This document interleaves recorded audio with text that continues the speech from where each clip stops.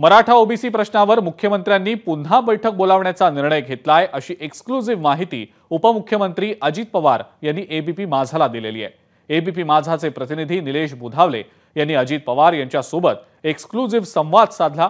आरक्षणासाठी मुख्यमंत्र्यांनी याआधी बोलावलेल्या सर्वपक्षीय बैठकीवर विरोधकांनी बहिष्कार टाकला होता। आता मुख्यमंत्र्यांनी पुन्हा बैठक बोलावल्याचा निर्णय घेतल्याचं अजित पवार म्हणाले। राज्यसभेची जागा देखील राष्ट्रवादीच लढेल असंही त्यांनी स्पष्ट केलं।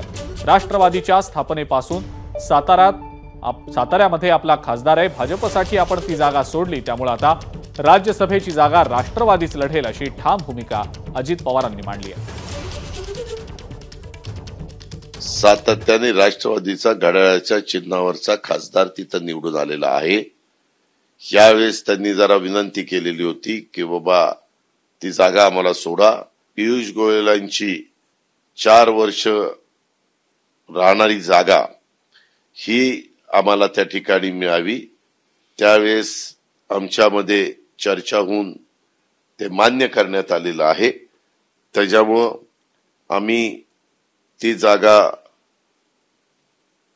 महायुतीच्या वतीनं लढवणार आहोत आणि त्यामध्ये पार्लमेंटरी बोर्ड निर्णय घेईल कुणाला संधी द्यायची आणि तशा पद्धतीने संधी दिली जाईल। तर राज्याच्या मुख्यमंत्र्यांनी सर्व राजकीय पक्ष सत्ताधारी आणि विरोधी यांच्याशी संपर्क साधलेला आहे। एक तारीख पण ठरलेली होती, परंतु त्यावेळेस काही जण त्या मीटिंगला येऊ शकले नाही। नंतर सीएम साहेबांनी जे पक्ष येऊ शकले नाही त्यांच्याशी संपर्क साधला आणि पुन्हा ती मीटिंग बोलवायचं ठरवलेलं आहे। एबीपी माझा, उघडा डोळे बघा नीट।